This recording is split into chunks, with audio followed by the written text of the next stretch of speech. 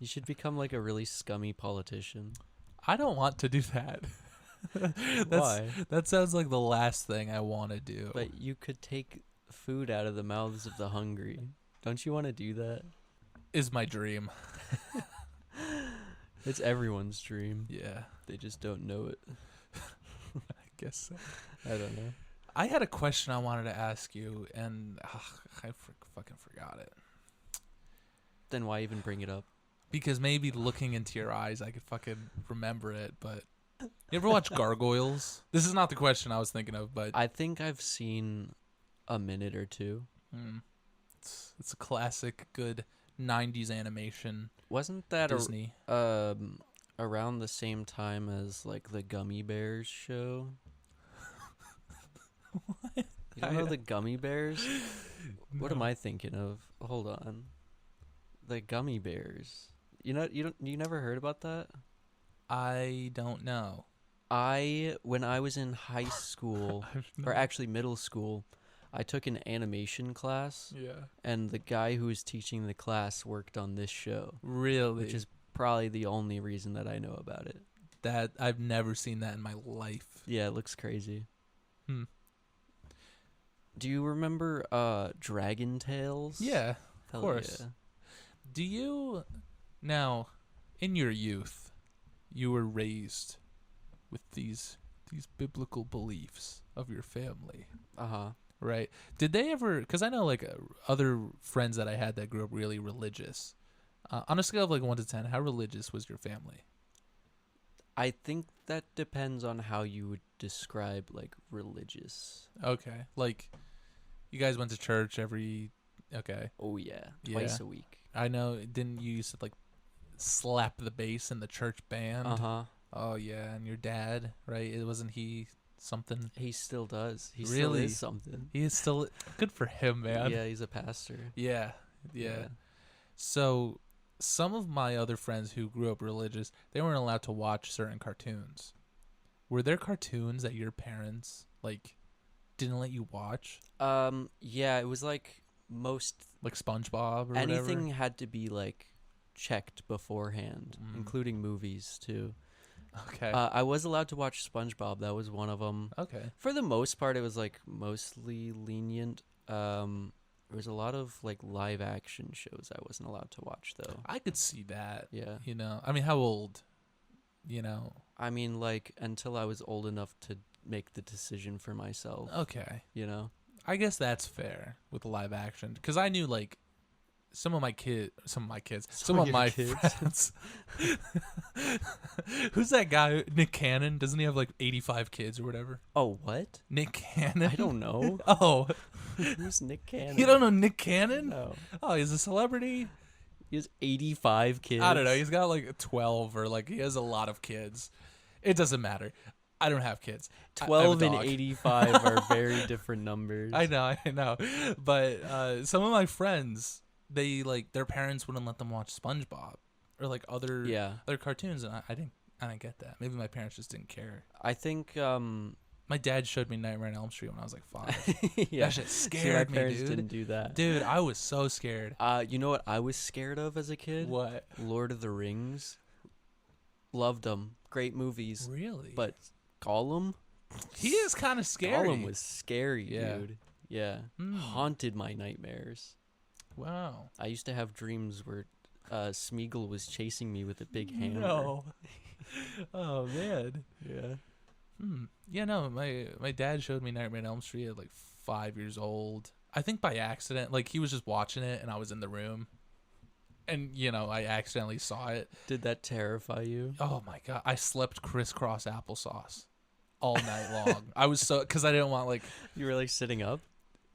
no, like laying down but my legs were crossed so they wouldn't like I didn't want Freddy Krueger to grab my feet, even though What he does attacks you in your dreams. I was gonna say, So- does he go up your ass? I don't know. Does he climb in through your urethra? What is I don't know. crisscrossing I don't know do? what my thought process was. I just knew if my feet were dangling anywhere, Yeah. they'd be gone. Well, that's a classic. It's like no matter Yeah. what you're scared of, being off the bed is like Yeah, it's like a big no-go. it's like even now, do you ever feel like the blanket is the perfect barrier to protect you from something scary? Of course. Yeah, it's like when you're laying in bed and you hear a noise and you put that blanket up, You're it's like "Now I'm safe." protected. Yeah. Nothing's getting through my shield right here.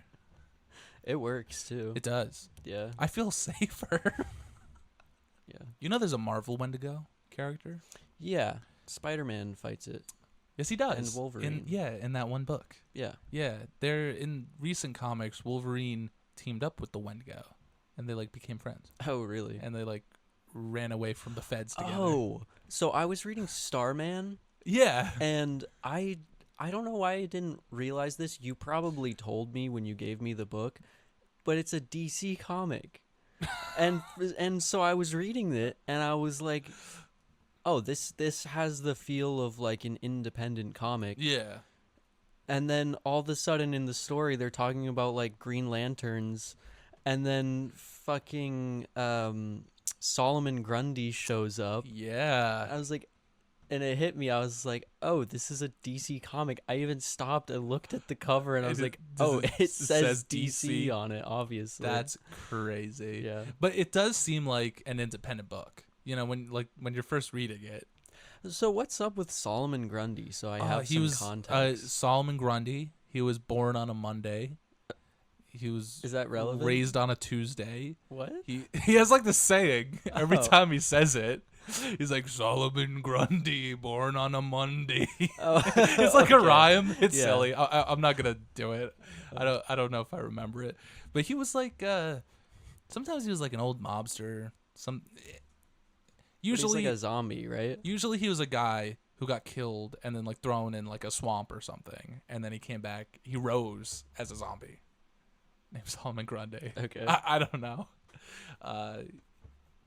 Yeah, he's just like a classic silly zombie character. I see. He shows up every now and again. He's in the Batman, the Long Halloween book. I don't know if we've ever talked about that. I think we did. We probably did. Yeah. It's a famous Batman book.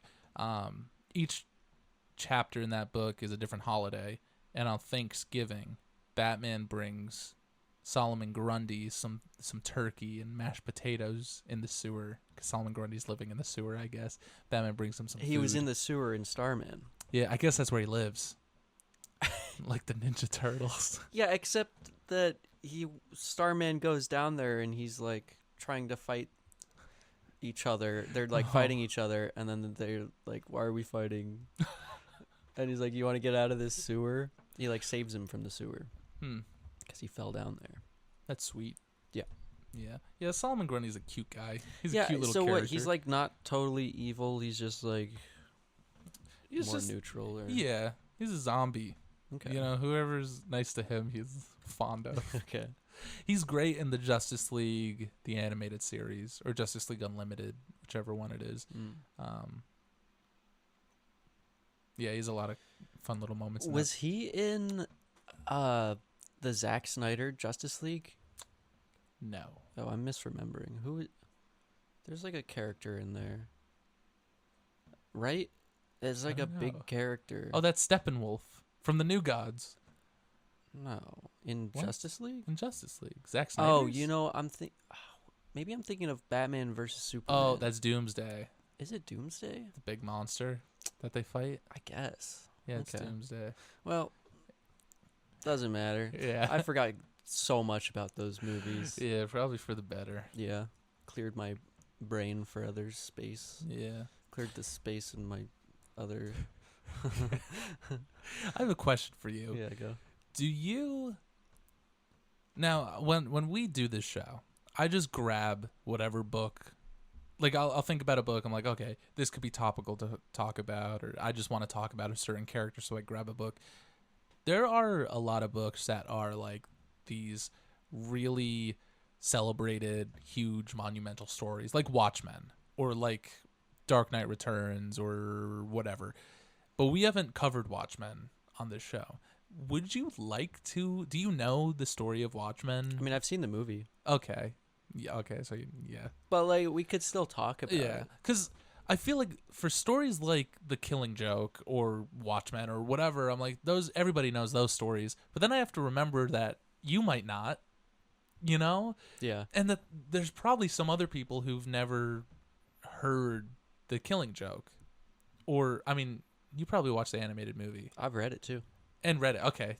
So, oh man, look at you. You gave it to me. Did I? Yeah. Oh. I just got copies of that book. Yeah. They re-release a new printing of that book like 5 times a year. That's why you gave me one. You're like, I got the new printing, so you can have the old one. Yeah. It's crazy. Every comic book store you go to will never be sold out of that book. It is the most. Do you think it's the highest selling book? I want to say it's one of probably the best selling comic of all time. And it's good. It's a good book. I remember when the Dark Knight movies were coming out. Yeah. That was the book where people were like, "Oh, this is the Heath Ledger Joker." They're like, this is what he's based on. And so it came like, I guess so. It got big in the zeitgeist. Yeah. It's like, okay.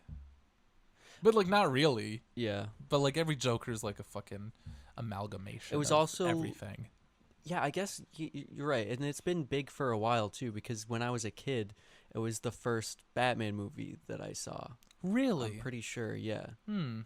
I like went over to a friend's house and he rented it from Redbox, so we watched it. That's crazy. Yeah. Really? Yeah. I feel like that came out kind of recent. Was it? Not recent, but like I could be thinking of a different couple one. years. But I've always thought it was that one. Interesting. Yeah. Yeah, because, I mean, there's some books that we have done. Like Spider-Man, Kraven's Last Hunt. You know, that's a big Spider-Man book. But we've never done, like, Venom.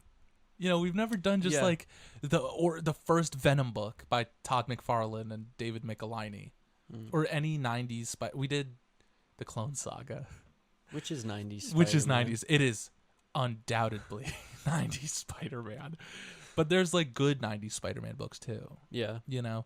So I don't know. One day we'll do. I think I mean, it's not about what I'm interested in, but I am definitely less interested in like the origin books, I think. Yeah, or like the old 90s Spider-Man, but I'm down for the ride, whatever. Yeah, and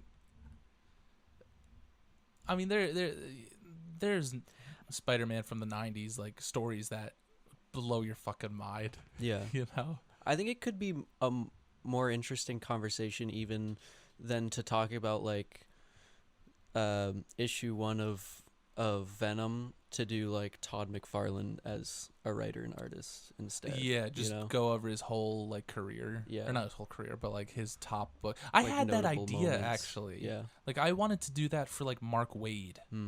You know, because he's written so much, and we could spend a whole hour just talking about different things he's done. We should. Yeah. Mike Mignola. Yeah. There's so many. Both of those.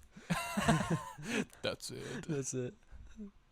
Well, welcome to the Off the Shelf podcast. My name is Josh. And I'm Vinny. This is the book club podcast where we take books off of Vinny's shelf and talk about them. And today we're talking about Ultimate Spider-Man. Yeah, we are talking about Ultimate Spider-Man by Jonathan Hickman and Marco Cicchetto.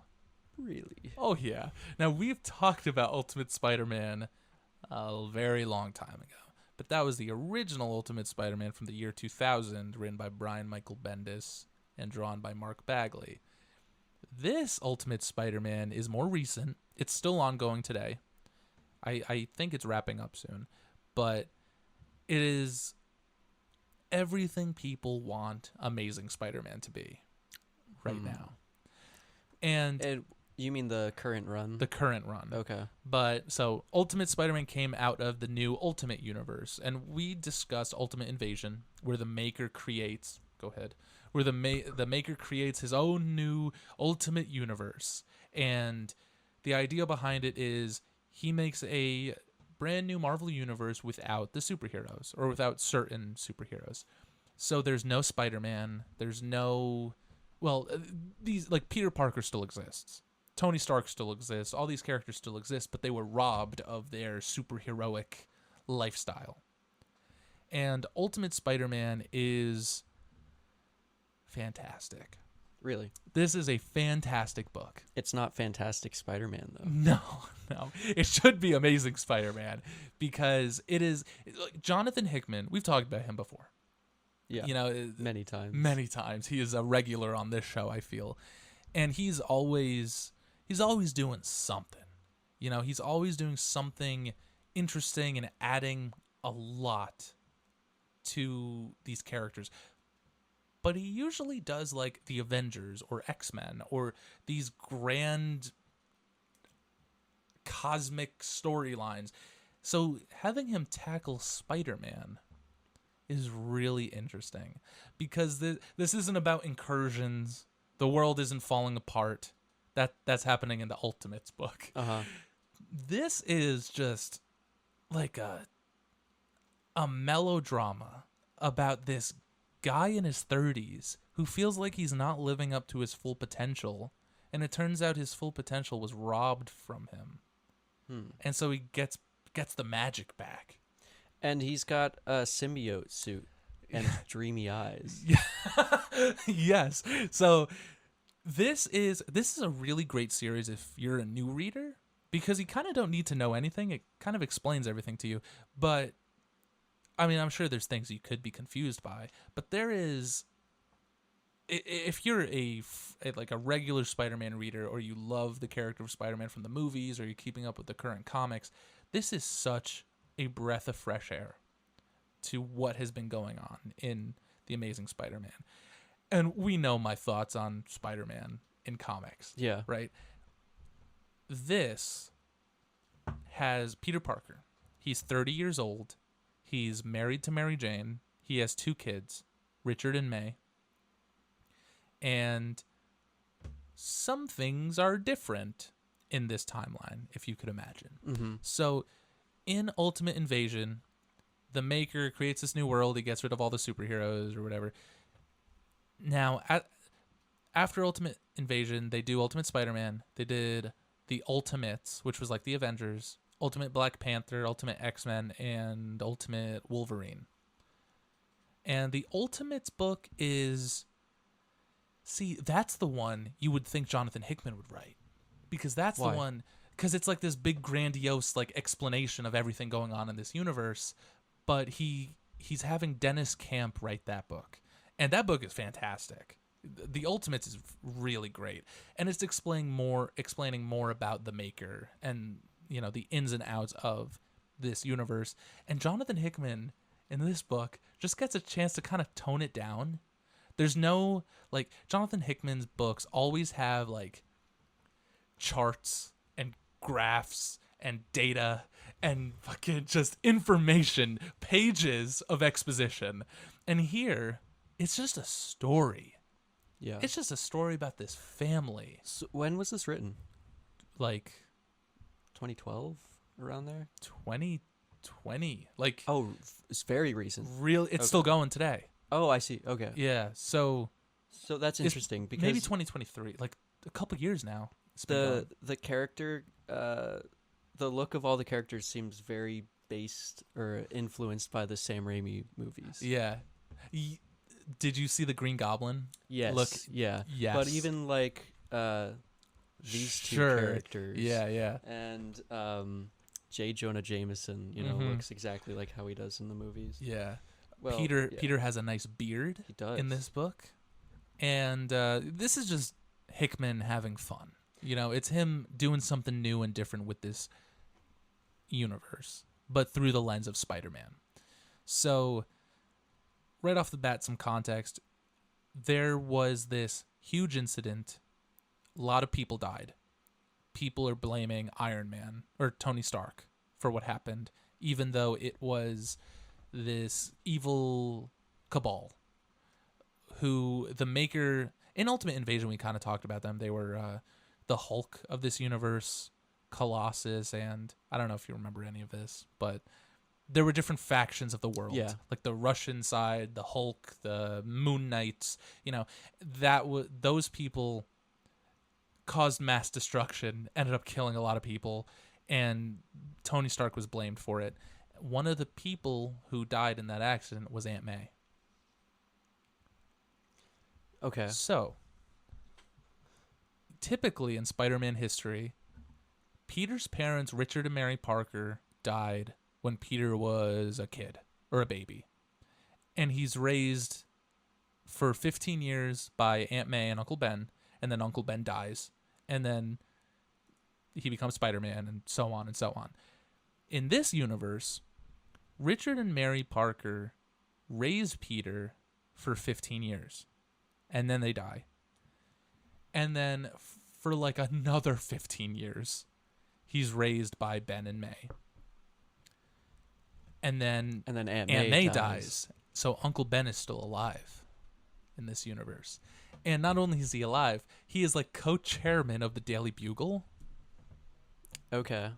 So there's a bit of nepotism in him getting hired there. Sure. But Peter's like, he's a photojournalist. It's not like he's getting paid the big bucks. But he's still a photojournalist at 30? Yeah. Okay. But there's no Spider-Man, so he's not taking pictures of Spider-Man. Yet. We don't see him take a single picture in this entire series. There's no Spider-Man. No. Okay. So Peter's lived his life for 30 years. He's married Mary Jane. He's had kids. Aunt May recently died. And Uncle Ben and J. Jonah Jameson own the Bugle together. Or they're chairman or whatever. And Peter's a photojournalist. Wait, so what, he didn't get bit by the spider? No, because the maker took that away. Okay. Or he made it so that wouldn't happen. But you learn that Iron Lad, or Tony Stark, showed up with like a Pokeball. Okay. And was like, here. But instead of like fucking Gengar or Pikachu or whatever, it's the spider. And Which is just as cool. Yeah. And it's this idea. The first time I read this, I was like, oh, it's good. And then I reread this to talk to you about it. And I'm like, oh, this is actually like, there's more than just a Spider-Man story here. Like, the theme of this book, or the deeper idea of this book, is like, if you're unhappy with your life or the way things are going, then change it. Like, and sometimes it's not that easy. But for a lot of people, myself included, when you're comfortable, that's when you're not growing. You know, you need to constantly be growing as a person. You know, you need to progress. And sometimes you need to be uncomfortable to grow the best. Right? And that's very inspirational. It is. You be my spiritual guru. Oh, of course. I'm trying. So it's the story of this. Will you bring me a spider and a Pokeball? Here. Wait, okay, so he shows up.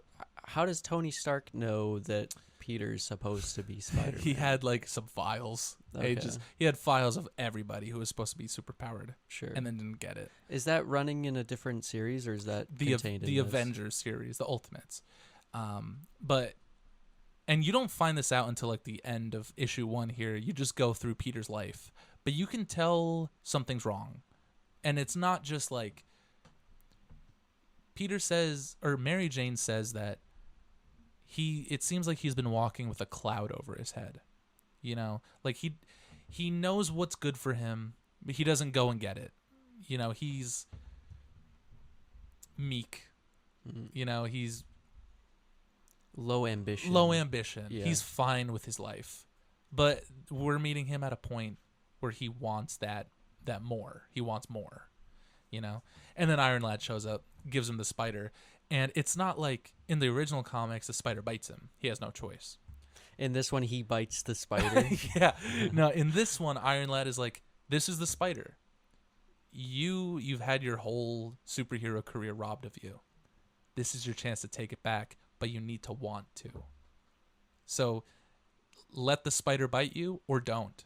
It's up to you. Red pill, blues pills. Yes, he does. That's awesome. And of course, he chooses to get bitten by the spider. Yeah. And does he hesitate though? He has a moment. Yes, he does. He gets, advice from Uncle Ben and Mary Jane. He doesn't tell them it's a fucking spider that's gonna bite him.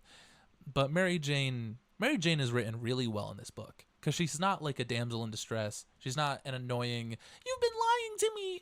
Like she's a well-written, she's a good mother. She's like a human being. She's a human being. Yeah, exactly. Where she's like, Peter's like, I need advice. I don't know what to do. I have like this decision I need to make. And she's like, well, I don't know what it is. But if you think that it'll bring some sort of happiness or something that you need, something you're lacking, and it won't change like the dynamic of our family or like anything, then go for it. Does he have kids? He does. He has 2. Oh, okay. He has Richard, who's probably like 12 to 15. I'd say like 15. I'd say Richard is probably the age that he was when he got bit by the spider in main continuity. And then he has a daughter, May, who's like 5 or 4. She's young. I'm surprised they didn't make it Spider-Man's son. I guess As Spider-Man? Yeah. That's Oh. So we'll get to that. Okay. But so before even we see all that stuff with the spider, we're introduced to this version of Peter Parker and this world and Uncle Ben and J. Jonah Jameson and And Kingpin. and the Kingpin is here, and the Kingpin is working for the Maker, and he's in charge of like New York under the Maker's jurisdiction or whatever, as Kingpin typically is in charge of New York. And Nobody can take that from him, not even the Maker. nobody. Nobody. And so early in the first issue, Peter and Uncle Ben go to this memorial service for all the people that were killed, including Aunt May. And there's this speech given by this priest, Matt Murdock, who... Oh, he's a priest? He is a priest. He's a blind priest. Okay. He does not become Daredevil at all. There's no ultimate Daredevil. What a waste. I know.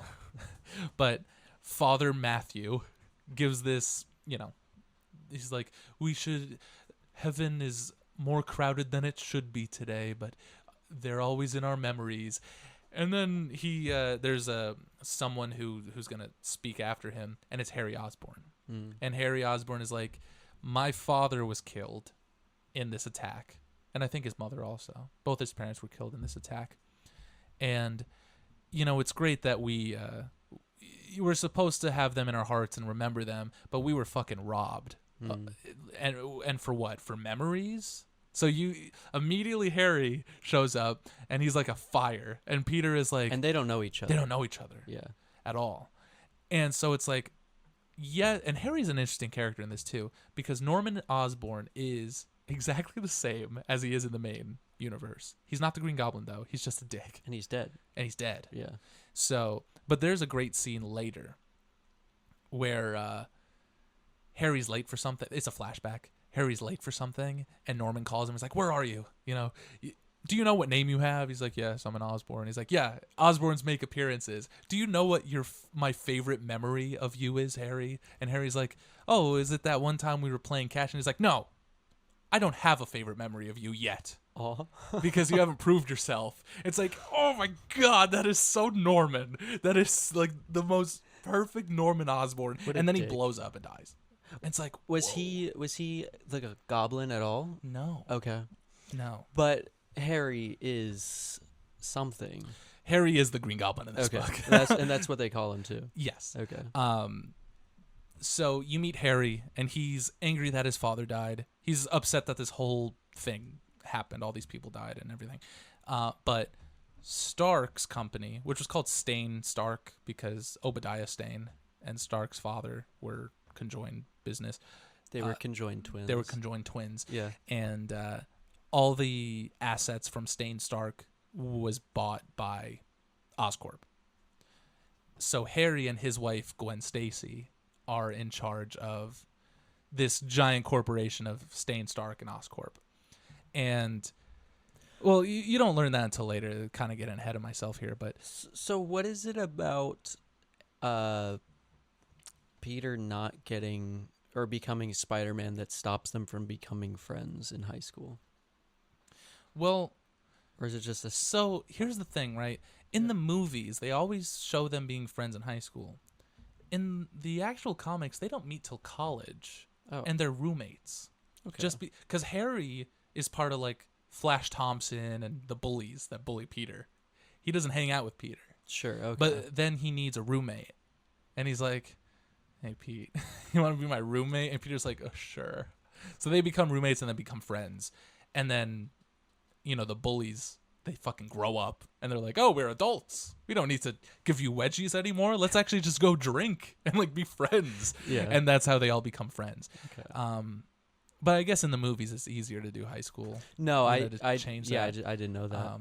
But then That makes more why didn't sense, they meet though. in college in this universe? I don't know. Well, maybe things were just different Yeah. enough. Yeah. Yeah, they don't really go into that. It's just this is the moment they meet, or around this time. This is the first time Peter sees Harry in person, I guess. Yeah.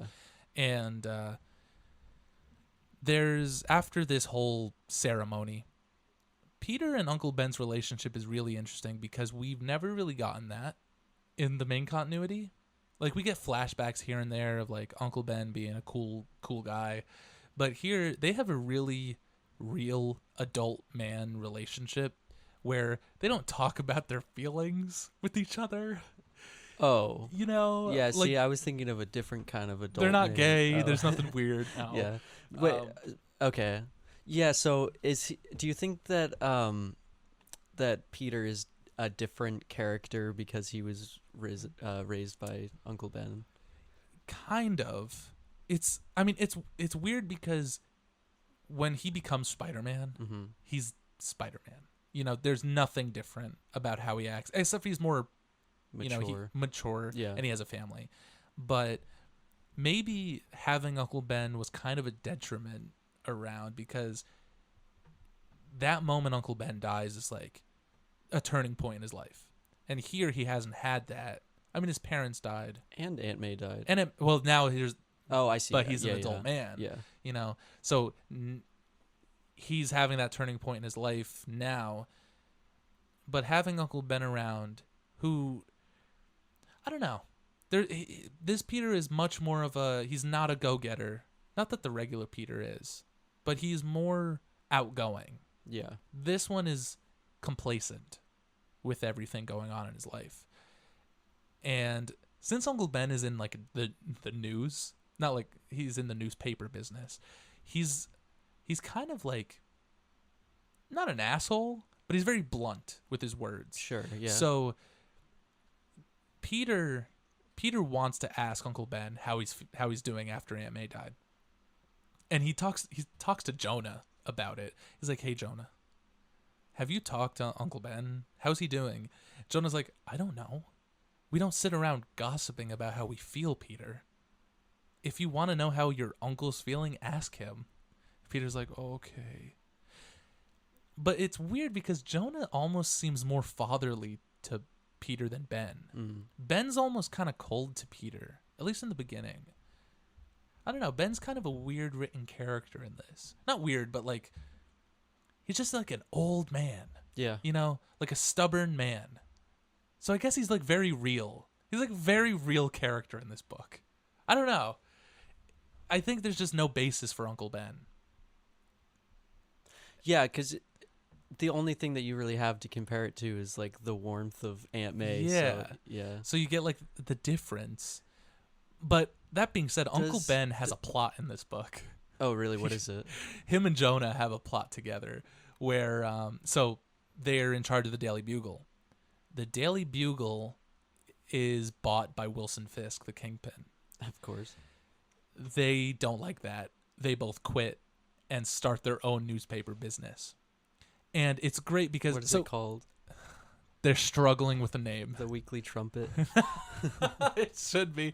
No, they're struggling with a name in this book. But so Wilson Fisk is in charge of New York. He's the same exact kingpin that he always is. Everyone's corrupt. Everyone works for the kingpin. The newspaper works for the kingpin. So they don't write stories about him. And when the Green Goblin in this book shows up, he starts targeting Kingpin. And Kingpin, like the Robbie Robertson at the Daily Bugle, he's in the movies. He's the black guy that's hanging out with Jonah. He's like, "Oh, we should write stories about this Green Goblin guy." And the Fisk is like, "No, that's not a story." But when Spider-Man starts showing up, he's like, "Write stories about Spider-Man." because he's not involved in Kingpin's business, and leaves stories with the Green Goblin out of it because they involve him. Oh, wait, why? Because he doesn't want to be involved in the news. No, I know, but wait, so the Green Goblin is a part of Fisk's operation, or? No. So the Green Goblin is attacking Fisk. Fisk Okay. doesn't want any attention drawn to him. Yeah. So he's like, don't write about the Goblin and what he's doing. Write about this Spider-Man character instead, kind of as like a front or like a fake news. This Spider character, who the fuck cares? Just write about that and leave my shit alone. You know. Little does he know. And then when J. Jonah Jameson and Uncle Ben do their own business that isn't owned by the Kingpin, they're like, oh, we're gonna fucking write about this Green Goblin. And it's really cute. Uncle Ben and J. Jonah Jameson kind of remind me of me and you in this book. Who's who? I don't know. Okay. But just like, they have this idea and they just do it. Like, me and you will just we'll like, oh, we should start a podcast. Okay. We should write a comic. Okay. You know, like they have an idea and they're like, let's just do it. Who cares? Yeah. You know, they have a cute little dynamic. Do they ever kiss? They do, hella. Oh, so they're just like us. They're just like us. But also the Kingpin, you may have noticed his little henchman here. Yeah. That is Bullseye. Oh. Now Bullseye, I saw him later on. I didn't realize that Yes. was the same person. Bullseye is kind of interesting because there's multiple Bullseyes. There's like a Bullseye army. Okay. And they're all under Fisk's, control. who are they? They're just people who are either really good at throwing cards? stuff, Throwing playing cards? or they might be modified with like cybernetic enhancements or something. Okay. Because the Kingpin is also kind of modified a little bit. Wait, so tell me about this like symbiote suit. Okay. So when Iron Lad shows up to Peter and is like, here's the spider, choose your destiny. Uh-huh. He not only gets bitten by the spider, but the Pokeball thing has this symbiotic like suit in it. But it's not the symbiote. It's like nanobots or something. It's called Picotech or some shit. Okay. It's like nanotechnology or whatever. See. And it is straight up just the symbiote. Yeah. It talks to him. Like Iron Spider style? Kind of. Okay. Sure, yeah. It's like a symbiote, but cybernetic. Sure. It's interesting. It looks cool. It does look cool. And he has the suit for a little while. You see him bopping around New York. Every issue is broken up by months. So first issue is January and February and March. And I know how the months go. good for you. You see Spider-Man through the months. Uh-huh. And you see him fight like the Shocker. And the Shocker's like the first bad guy he fights. And he's not good at it. Like the Shocker's stealing money or something. And Spider-Man's like, oh yeah, here he is. He's like, hey, you should return all that money. And the Shocker's like, you're right. I'm sorry. I didn't mean to be an asshole. Spider-Man's like, oh really? I didn't think that would work. Shocker's like, it didn't. And then he fucking blasts him. I thought the Shocker was more of like a sound wave thing, right? It's like a vibrational. But he has electricity in this. It does look like electricity. It's like both. Okay. It's whatever the artist wants to do. Yeah. He'll eventually run into the Shocker again. And the Shocker tries the same trick on him again, and it works again. No. The next time he's like, hey, you're the Shocker. And then he's like, listen, my wife has cancer. I'm only stealing money to like pay for the treatments. And Spider-Man's like, oh, I'm so sorry to hear that. Shocker's like, you fucking idiot. And he fucking attacks him again. Spider-Man's like, I'm not good at this. What is the Shocker's deal? He is just a thug? Just a thug. He doesn't have a wife with cancer, though? No, he's just an asshole who wants Okay. money. Okay. But he's like a brilliant inventor, but only of shock gloves. Everything else he's fucking brain dead stupid in. Yeah. But one day after fighting the Shocker, Spider-Man returns home. He's eating, I don't know, some Ben and Jerry's ice cream or whatever, and his daughter walks in. And previously, we find out that the daughter, she's like, this spider guy's really scary. She doesn't like the black costume. Yeah. And the jig is up. She finds him. She's like, oh my God. He's like, listen, don't tell your mom. You can have unlimited ice cream forever. Okay? Just keep this between me and you for right now. And she's like, she's scared, but she's like, okay, well, my dad is this guy, so I can trust him. What, she's like 6? There's no way Sure. she's keeping that secret. So she's like, well, thank God it's my dad, because then I'd be like petrified, but I hate the costume. She's like, you need to add some color to the costume. And he's like, I'll work on it. Okay. And here's his second fight with the Shocker. They actually tussle a little bit. So, okay, so he's in his 30s and he's married to Mary Jane. Yeah. And he's got 2 kids with her. Mm-hmm. But he's going to keep this huge secret? Really? Yeah, that's his plan. Okay. One night, on the night where he's fighting the Shocker for the second time, Shocker pulls my wife has cancer, and then Spider-Man gets this shit knocked out of him, and then Green Goblin shows up. And this is the first time Green Goblin and him meet, and they fight the Shocker together. And after the fight, Green Goblin and Spider-Man start talking, and I guess the suit is like, oh, he's talking. He's like in a safe space. So the suit like peels back the mask. And he's like, no. And then Green Goblin's like, oh. And then he takes off his mask and he's like, oh, I'm Harry Osborn. They meet officially. They kiss. And then they decide to like be friends. I think they get a beer even. They do get a beer. Yeah. They get a beer and they talk about like how being a hero is. And they're both married. They decide to go on a double date. Oh yeah, does Harry have kids? He has no kids, okay, but he's married to Gwen Stacy. They mentioned that. Mm-hmm. Gwen Stacy is unlike any Gwen Stacy I've ever seen in my life. Why is that? Now, I would like to talk about the volumes after this one. You know, we could do this.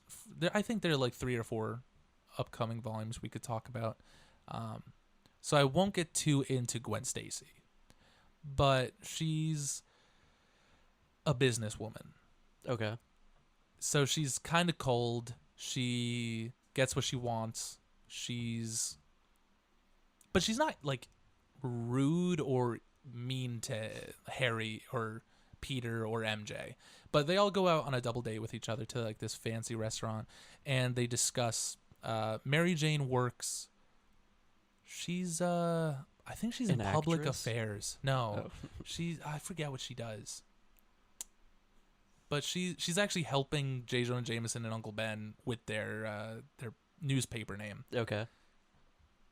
Public relations. I don't remember what her job is, but Gwen and her go to the bathroom together, as girls do, and Gwen is like, or she's a PR agent. Probably. Isn't that public relations? That is public relations. It doesn't matter. In some way, she's that. Gwen wants to hire her in some way for their business. And while they go off to the bathroom, Peter and Harry is Gwen talk. working at like Oscorp? Or? Yes. Okay. Yeah. She knows that he's the Green Goblin. And Peter, when they're off to the bathroom, Peter and Harry talk. And Harry's like, does your wife not know that you're a superhero? And Peter's like, your wife does? And he's like, I tell my wife everything. I love my wife. And Peter's like, I love my wife too, but it seems dangerous. And he's like, oh, so no one knows. And he's like, oh, my 6-year-old daughter knows. It's like, well, what do you mean? What do you mean she knows? If she knows, then everybody knows. She's 6. Yeah. She's going to tell her school. And Peter's like, I'm working on it, okay? Not that anyone will believe a 6-year-old when she says my dad is Spider-Man. Yeah, or my dad's a superhero, So, like, luckily, it wasn't the 15-year-old boy who found out. It would be like, I mean, it probably he could probably keep a secret, though. Yeah. His son Richard is he's an interesting character. He's really smart. He's always reading. He likes. Wait, he's always reading, and his name is Richard. Reed Richards in this universe is Doctor Doom. Oh yeah. But he's young. He's always reading. He loves books. He likes J. Jonah Jameson, and I only bring that up because the daughter May, she hates J. Jonah Jameson. There's a moment where while Peter and Mary Jane are out to dinner with Harry, Jonah and Ben are watching the kids, and May is like, "Uncle Ben, when is he leaving?" And Ben's like, "I don't know." Oh. It's Why does she hate him? Because I he's don't got a know. mustache. Yeah, because he looks like Hitler. He does. He does. I mean, maybe she probably learned about. I don't think they teach you about the Holocaust when you're 6. Well, you You know. never know. No. It is the ultimate universe. Maybe they have ultimate schools. That's true. There's probably an ultimate Holocaust. Oh my god. Things probably went different. Yeah. I hope for the better. But there's this cute moment with. There's a lot of cute moments with Peter and his daughter. Mm-hmm. Like after him and Green Goblin first meet, and she finds out he's Spider-Man, and then the next night or whatever, he goes off, fights the Shocker again, meets the Green Goblin. When he comes back home, there's a little piece of paper on the fridge with a spider, like drawn spider, and it's red and blue. And he's like, "You should change the colors to your costume to make it less scary." That's cute. It is cute. And then you see like a little montage. So does he make his own suit? So the suit can like transform into whatever Okay. he wants. Sure. So there's like a cute little montage where they like design his suit together. So there's one that looks more like the Sam Raimi Spider-Man 3 suit, one that looks like the Clone Saga Ben Reilly suit with the hood. Oh yeah. A couple different variations, and then finally we get the Spider-Man suit. And he gives his daughter little goggles and they swing around town, and it's really cute. Meanwhile, J. Jonah Jameson and Ben, they rent out this place to make their new. You could look. What? She's like webbed in like a backpack. That's cute. So while Spider-Man's doing all this with his daughter, and J. Jonah Jameson and Uncle Ben are constantly like, they're working on a name. They go to the sauna together. They're working on a name the whole book. Like the whole book. And then Okay. the name they choose is so underwhelming. At like the end of the book, Mary Jane picked it out. And she's like, you should name it The Paper. And J. Jonah Jameson's like, I hate that. Yeah. That sucks. And Ben's like, she says it's meta or whatever. Like it's ironic or something. I don't know. I kind of like it. And so they decide to call themselves The Paper. They call it The Paper. Yeah. That sucks. I know. I know. You get a couple fun moments of Green Goblin fighting. Green Goblin looks cool. It does. Green Goblin constantly attacks Wilson Fisk's operations. Bullseye gets involved. Him and Spider-Man team up a couple times. Very fun. You learn that He's very like Iron Man adjacent. yes, that's because you learn after Oscorp acquired all the Stark assets. They go into the Stark vault, and they find all the Iron Man suits. And all the Iron Man suit, he has his top scientist Otto Octavius commission this Green Goblin suit. Okay. And of course, Otto Octavius is Dr. Octopus. What? Yeah. Wait, so He's not Dr. Octopus in this, but he is in the book. the Iron Man suit isn't enough for him. He's got to have his own thing. Yeah. Well, I mean, he doesn't become it yet. Wait, what? Doc Ock? No. Oh, Harry. Harry, yeah. What do you mean? Like he acquired all these suits. Yeah. And he's like, nah. None of these are good enough. Yeah, I have to make my own. Yeah. Yeah, I guess It's so. not original enough. No. Here's the moment where flashback to when Norman died. And when Norman's talking to him, Norman's a horrible father, Yeah. you know? Yeah. Here's the destruction, death of his parents. It's horrible. You feel bad for Harry, but at the same time, like, his dad was kind of a dick, like he is in normal continuity. I don't think that's enough to get blown to smithereens, but like, Yeah. whatever. Here's the Kingpin fucking in the jacuzzi. He's so or in the thick. pool. He Yeah. is, dude. Harry gets a letter from the Kingpin. The Kingpin wants to meet with him and is like, hey, you should work for me. Harry's like, I think I'm going to become a Green Goblin instead and attack you. Okay.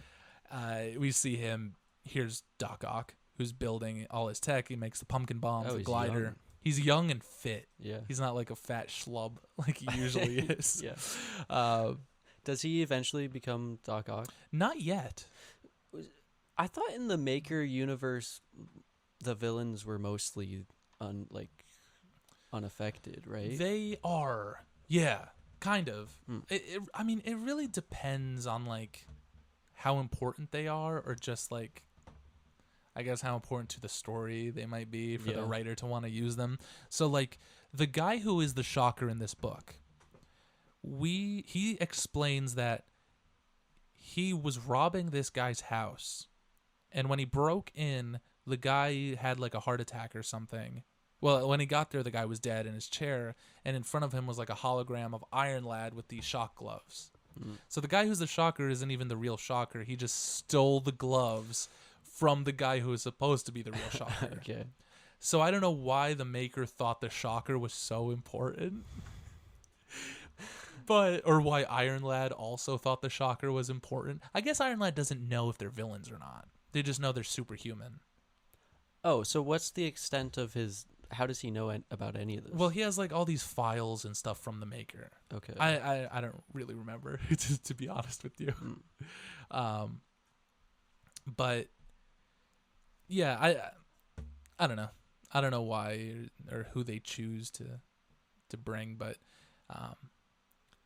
it's fun. You get to see a lot of Peter or Spider-Man and Green Goblin working together. They plan to take down the Kingpin together. Meanwhile, he's hiding secrets from his wife and other kid, and also his Uncle Ben.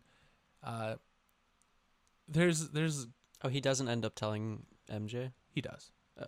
He's gonna tell him right now because he fucking comes home Yeah. and he walks in and he has a black eye, like his face is mangled, and everyone's like, "Oh my god, what happened to you?" He's like, "I fell." He's like, "Oh, Like messenger. yeah." Yeah, he gives a Sam Raimi, Tobey Maguire excuse, and then his daughter's like, "Oh no, he got that because he's a hero." Oh. And Mary Jane's like, "What?"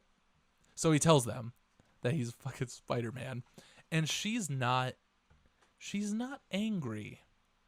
You know, she's not like, "You've been lying to me for months. You should have told me." He has been. Yeah. And he's like, "Well, I thought you would kill me. I thought you were going to be really upset with me." And she's like, I understand why you would do it, I guess, to protect us, you know, even though your daughter found out.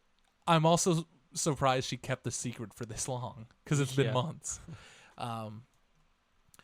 But I mean, she did leave a sticky note on the fridge about it, but luckily it was at night. I don't know. But they forgive him. They're like, we accept that you're a superhero. Just be careful. We love you. You see Spider-Man and Green Goblin fight the Kingpin. They just break in. It's funny because they're talking about code names. They don't have code names yet. So he's not Spider-Man yet. Oh. You know? Yeah. He's not Spider-Man, and the news is calling him the Green Goblin. And he's like, I think I should be the one who decides my name. Spider-Man's like, okay, well, what would you choose? And he's like, I kind of like the Green Goblin, though. It sounds so evil, but I can't... I think it's only evil because I know it should be. Yeah. Yeah. But also, the costume looks like a goblin. Like, he has a pointy head and ears and pumpkin bombs. You know, like, what do they model it after? I don't know. But also, Peter's just funny because he's like, we're going to break into the Kingpin's house? That's a crime. He's like, he's a villain. This is what we do. We're criminals. And he's like, I've never done this. Well, he probably doesn't know about the extent of Kingpin's crimes yet. And so it's when they bust into the fucking the window here. Peter's like, oh, that's breaking and entering right there. So even though he's like 35 and he's recently Spider-Man, there's this idea that I've seen only in this one book called Spider-Man Reign, where in that book Peter's also, he's like really old, he's like 60 or whatever, and he puts the Spider-Man costume on, but it's like when he has the costume on, he's a different person. Like when he's Peter Parker, at least in that book, he's like depressed and sad and old. But when he's Spider-Man, that's when the jokes come out. That's when this exciting personality comes out. He's good at compartmentalizing. Yes. Yeah. And it's like the same in this book. Like when he has the mask on, he is Spider-Man, you know? And when he's Peter Parker, he is every like 35-year-old man, you know? But you get to see Spider-Man, Kingpin fight, Green Goblin and Kingpin fight. Very cool. Marco Cicchetto is fantastic. I love his art. That's a really lovely book. He did Daredevil for a long time. Very pretty looking book. I like how he does hair. Yeah. Like characters like Elektra or Mary Jane who have like curlier hair. I like how he does the curly hair.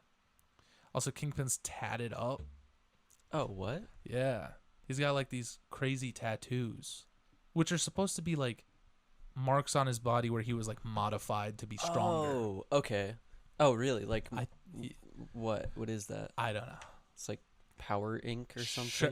I guess so, yeah. It's almost like the Spider-Man symbol from that angle. It kind of is, yeah. That's cool. But so they fight, and they don't win. They leave. They're like, we'll finish this another day. And you get to see here's the rest of the conversation with Peter and his family. And it's just a sweet little wrap up to the first book where Peter and Mary Jane just have this real conversation with each other where they both love each other. 100%, it is nothing but love between them. And they're willing to do anything for each other. Yeah. You know? And the book ends with such a sweet little, like, she's like, you better take me swinging, you know? So they go swinging, and he's like, you know, oh, because she came up with the paper, the Jonah and Ben's name. Yeah. He's like, you know, I could use a name also. And she's like, well, isn't it obvious, Peter? You're Spider-Man. She's terrible at coming up with names. I know. She's like, you're Spider-Man. And it's like such a sweet, like, just a great final image of the book. Yeah. It's like she finally got a good name. It's cute. You know, the paper is so terrible. Oh, you think that's what it is? I thought it was just like I just think she just calls it like she sees it. Yeah. The paper, Spider-Man. Yeah, that could be it. I don't know. She has no sense of like metaphor. Yeah. But it's really cute. And I think Volume 1 is really fantastic. You could look through it again if you want. This is something that you've brought up a lot when we talk about Spider-Man is how they never let him grow older, have a family. Yeah. So this feels like it was made for me. Yeah, you're a perfect comic where he gets to grow old and have a family. It's really but great. Then, but No, you're good. I think it's cool the way that they pick it up when he's already an adult. Yes. Because then you still get the aspects of like him learning how to be Spider-Man, and I think that's fun. And I completely forgot to mention, but when Peter and Harry and Mary Jane and Gwen are on the double date with each other, when the girls go to the bathroom, Peter and Harry talk about being a hero, and Harry is like, you know, it's hard to be a hero and it's scary, but you have these powers, and with that comes a great responsibility. So Harry gives him the with great power comes great responsibility speech, which is interesting. Yeah. And you said this series is still going? It's still going. There's a lot of crazy things going on.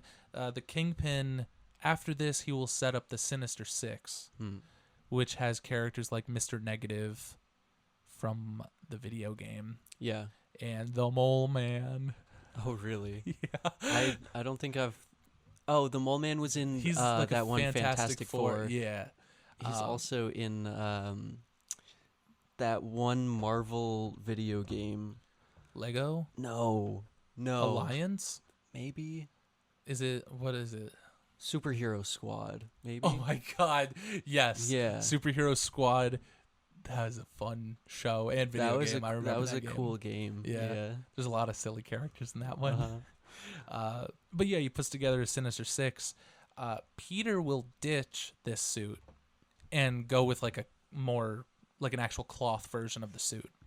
Oh, really? And I don't want to get too into crazier aspects of things that happen, but I will say, spoiler, he gives, or the other suit ends up being worn by his son, Richard. Okay. So you have like that 15-year-old Spider-Man, and then what? So does he have spider powers, or does he? Oh, the suit gives it. Like, okay. The suit makes webs and shit. Sure. But so you have Spider-Man in his classic suit, and then his son Richard puts on a more symbiote-like suit, and Black Cat. Yeah. Black Cat is also like 15 years old, so you get like, instead of having like Peter, like a love triangle between Spider-Man, Mary Jane, and Black Cat, you have Spider-Man and Mary Jane, and then your 15-year-old Spider-Man and Black Cat relationships. So it's a really interesting way of doing kind of both versions of the Spider-Man history. That's nice. It is nice, and they do a lot with Gwen Stacy. Craven gets introduced. There's a lot, and it's really good. And I would say it's a really fun, really well written series. There's not anything that maybe the J. Jonah Jameson Uncle Ben side plot is a little boring. I mean, it's well written. It seems a little silly, but it's like, I don't know if I care all this much about that. Yeah, it's cute, and I like it being there. But does it continue on past this? Yes. Okay. But I don't need it. Sure. There's a cute Christmas issue. There's a lot of stuff in this book. This first volume has the first 5 or 6 issues. Yeah, 6 issues. It's on issue 19 currently. Probably, and I think Jonathan Hickman said he's leaving at issue 24. So probably by the time this episode comes out in like mid-August, it'll be done. Yeah. Or maybe just wrapping up. But maybe when it's all wrapped up, we'll do more. I'd love to talk about the rest of the series. Cause what would you rate it? This first volume, I'd give probably a Klein 9. It's pretty solid. Yeah, I think it's really great. It's really fun. Great artwork. The whole series also really great. It kind of, I think the next, like issue 7 and 8, like the next couple issues kind of dragged for me, I think. But then it picks up again, I think it depends on how much you care about, like when it started to drag for me, I think I just wasn't in a Spider-Man mood. Yeah. I think I'm stupid. I think sometimes my brain is like if I'm reading something, let's say I'm reading Spider-Man and I'm reading it, or I'm just reading a lot of Marvel stuff, I do not want to read any DC stuff for like months. Like my brain switches. Like I have a switch somewhere and some little gremlin in my head flips this switch and it's like, we're on DC mode right now. We're on Marvel mode right now. So when this series was coming out, I was in DC mode. So I was like, I don't really care about Spider-Man right now. It's well written, but like, whatever, And now I'm rereading it and I'm like, oh no, I'm just stupid. It's actually fucking great. Yeah. And I have things like DC books where I was reading them at the time. And I'm like, I kind of don't fucking care about DC right now. I'm in my Marvel mood. And now I'm rereading them. I'm catching up on hella things. And I'm like, oh, these are fantastic. I should have never dropped them. Like I did it with Green Lantern. And is there a Green Lantern run right now? Yeah, there's 2. There's Green Lantern and then the Green Lantern Corps. Oh. Yeah. Are they good? Oh, yeah. They're great.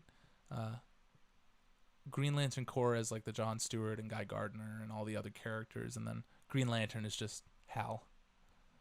Hal's still kicking around, huh? He is still kicking, dude. They just he just can't retire, Ugh, he's in it. But Yeah, I definitely recommend Ultimate Spider-Man to anybody. And some of the other Ultimate books are really great too. Ultimates and Ultimate Wolverine are. Oh, Yeah, Ultimate Wolverine's cool. what's? Yeah, I'd like to hear about that. It's so it's still Logan, right? But he's not called Wolverine. He's the Winter Soldier. He's the Badger. No, he's the Winter Soldier, Okay. and he's a Russian operative who's like brainwashed. Mm. It's interesting. It's cool. We'll talk about it one day. He still has the claws. Yes, Hell yeah. and he has like a red and black suit Okay. with like a face mask thing. Like it covers his whole face. I feel like he never wears a. I mean, he does, but Yeah. not like his whole face. No, this one Yeah. it's like how Batman Beyond is like Mm. full face. This is like that. You know what? Yeah, Mm. Batman and Wolverine have very similar. They have very similar Cowls, masks. yeah. Yeah. But Huh. yeah, the Ultimate Universe is it's been going on a good run, so I think that means it's time to destroy it because Marvel they just announced Ultimate Endgame, which I guess is when they're going to ruin everything cuz Marvel they just can't handle having a good thing. Yeah. They're like, "We've been making a lot of money for a year, for years. Ruin it." It gets so stale after a month. I know. Danny. This money, it's not working out for us. I think we need less of it. Kill it. Kill the Ultimate Universe. And what was that movie that came out? Avengers Endgame? Take that. Ultimate Endgame. That's what it's called. Yeah, really, like- huh? Okay. Do you have any inkling of what that will be like? Probably the maker's gonna fucking... Because the maker's been trapped in like a bubble. Like he locked himself in a bubble for like 2 years. Okay. And when you're reading the Ultimates, every issue ends with like 12 months remaining, 9 months remaining, 14 months. You know, like it's like it's building up to the 0 months Well, remaining. because you have to build up You to have something. to build it up. Yeah. I just like unlike the old Ultimate Universe that got bad from like 10 years of storylines and then they had to get rid of it. This has been going for like 3 years and it's like really good. Like good writing, good sales. So I hope they don't get rid of it. I hope they don't just say the maker's going to unmake it or he's going to make something else. Well, maybe he'll get the Infinity Gauntlet and then they'll stop him. Hopefully. They'll go back in time and stop Yeah. him. Yeah. We'll see. Well, thank you for listening to this episode of the Off the Shelf podcast. It's been great having you here. And join us next time when we destroy every comic book universe and restart it from the ground up. But every character has our face and voice and exact foot size. Oh. And you know what they say about exact foot size. What? You know what they say.